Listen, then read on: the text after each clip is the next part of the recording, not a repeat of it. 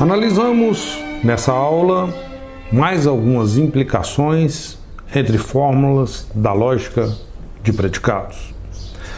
Nos exemplos que se seguem, nosso objetivo é analisar como o quantificador existencial se relaciona com a conjunção. Iniciamos então com uma não implicação entre duas fórmulas.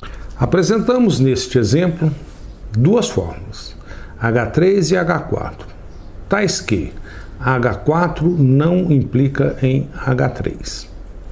H3 é a fórmula existe x, px e qx. E H4 existe x, px e existe x, qy. Preste atenção nos escopos. Em H3, o escopo do quantificador é px e qx.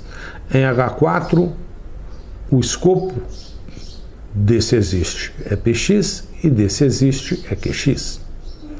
Pois bem, H4 não implica H3. Isso equivale a dizer que existe uma interpretação I tal que I de H4 é igual a T, é igual a verdadeiro, e I de H3 é igual a falso. Existe essa interpretação e vamos defini-la. Seja I uma interpretação sobre N, o conjunto dos números naturais, tal que essa interpretação interpreta P como uma caracterização dos números pares e interpreta Q como uma caracterização dos números ímpares, números naturais. Nessas condições, observe o seguinte, que se I interpretar H4 como sendo verdadeiro, isso equivale a dizer que essa fórmula é verdadeira. Mas aqui temos uma conjunção. Isso então equivale a dizer que o lado esquerdo é verdadeiro e o lado direito é verdadeiro, tudo conforme a interpretação I. Usando a definição da semântica dos quantificadores, essa afirmação corresponde a essa afirmação. E essa afirmação corresponde a essa afirmação. Temos aqui a interpretação de Px, em que x é interpretado como sendo D, e aqui a interpretação de Qx, em que x é interpretado como sendo C. P caracteriza os números pares e Q os números ímpares. Então, essa afirmação corresponde a dizer que existe D um número natural, tal que D é par, e existe C um número natural, tal que C é ímpar. Evidentemente que essa é uma afirmação verdadeira. Daí concluímos que I interpreta H4 como sendo verdadeiro. Considere, por outro lado, a afirmação que diz que I interpreta H3 como sendo verdadeiro. Então, nessas condições, esse existe é interpretado como sendo verdadeiro. Pela definição da semântica do existe, isso equivale a dizer tal fato. E aqui temos uma conjunção. Essa conjunção ser verdadeira significa que essa interpretação com a extensão interpreta Px como sendo verdadeiro e essa interpretação com a extensão interpreta Qx como sendo também verdadeiro. Fazendo as respectivas interpretações, essa afirmação equivale a essa, que diz o seguinte: existe um número natural, D, que é par e é ímpar. Evidentemente que isso é uma afirmação falsa. Portanto, é falso que I interpreta H3 como sendo verdadeiro. Logo, I interpreta H3 como sendo falso. Conclusão. Existe, de fato, uma interpretação que interpreta H4 como sendo verdadeiro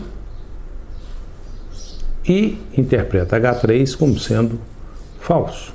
Portanto, H4 não implica H3. Observe o que acontece quando no exemplo anterior consideramos o inverso daquela implicação. Ou seja, antes concluímos que H4 não implica H3. Mas no exemplo a seguir, vamos provar que H3 implica H4. Considere novamente as duas fórmulas, H3 e H4.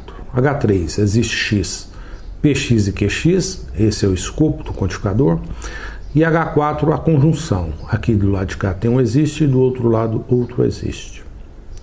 Vamos mostrar que H3 implica H4, H3 implica H4. Isso equivale a dizer que para toda interpretação, qualquer interpretação, se I de H3 é verdadeiro, então I de H4 também é verdadeiro. Suponha então que I de H3 é verdadeiro. Vamos usar um certo raciocínio para concluir que I de H4 também é verdadeiro. E desse fato, vamos concluir então que H3 implica H4. Pois bem, I de H3 ser verdadeiro significa que essa fórmula é verdadeira. Aqui temos um existe verdadeiro. Pelas regras semânticas do existe, tal fato equivale a esse. Existe um D no domínio nessas condições. Aqui temos uma conjunção verdadeira. Isso significa então que essa interpretação com essa extensão interpreta P como sendo verdadeiro e essa interpretação com extensão interpreta Q também como sendo verdadeiro. Observe então que existe um D tal que, quando o X é substituído por esse D nessa interpretação e ao mesmo tempo X é substituído por esse D nessa interpretação, os resultados são ambos iguais a T. Esse fato significa que podemos concluir o seguinte, que existe um D e existe um C nessas condições. Observe que o D que usamos aqui é o mesmo que usamos aqui. Então, existe um D aqui, existe um D aqui.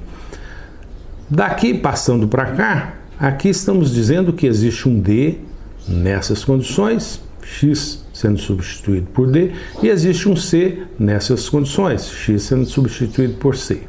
Por que tal afirmação, a afirmação 1, implica na afirmação 2? Porque a afirmação 1 está dizendo que existe um D que satisfaz as duas condições ao mesmo tempo. E a afirmação 2 está falando que existe um D que satisfaz a primeira e existe um C que satisfaz a segunda. Isso significa dizer o seguinte, que essa afirmação, num caso particular, é essa, que é aquele caso em que C é igual a D. Por isso que a afirmação 1 implica na afirmação 2. Tendo tais afirmações, da primeira concluímos tal fato, pela regra semântica do existe. Esse existe ser verdadeiro equivale a dizer isso. Esse existe ser verdadeiro equivale a dizer a parte de baixo. E daí concluímos esse fato, que essa fórmula é interpretada como sendo verdadeira, mas essa fórmula é H4, I de H4 é verdadeiro. Pois bem, temos que observar, para concluir tudo isso aqui, as afirmações 1 e 2. Observe que a afirmação 1 implica na afirmação 2, mas a afirmação 2 não implica na afirmação 1. Ou seja, podemos ir de cima para baixo, mas não de baixo para cima. Por que isso ocorre? Porque em cima estamos dizendo que existe um D que satisfaz os dois casos. Portanto, existe um D que satisfaz o primeiro caso e existe um C que satisfaz o segundo caso. Aqui o D é o mesmo para os dois casos. Na parte de baixo, dizer que existe um D que satisfaz a primeira linha e existe um C que satisfaz a segunda linha, daí não podemos concluir que existe um D que é o mesmo que satisfaz as duas linhas. Por isso que há uma unidirecionalidade aqui. E é por isso que aqui é um se então. Por isso tudo, concluímos que H3 implica H4, mas H4 não implica H3. É muito interessante e importante relacionar quantificadores com os conectivos usuais que não são quantificadores. Relacionar o para todo com a conjunção, o existe com a disjunção, o para todo com a disjunção, com a implicação e assim por diante. Vamos continuar pensando sobre isso nas próximas aulas.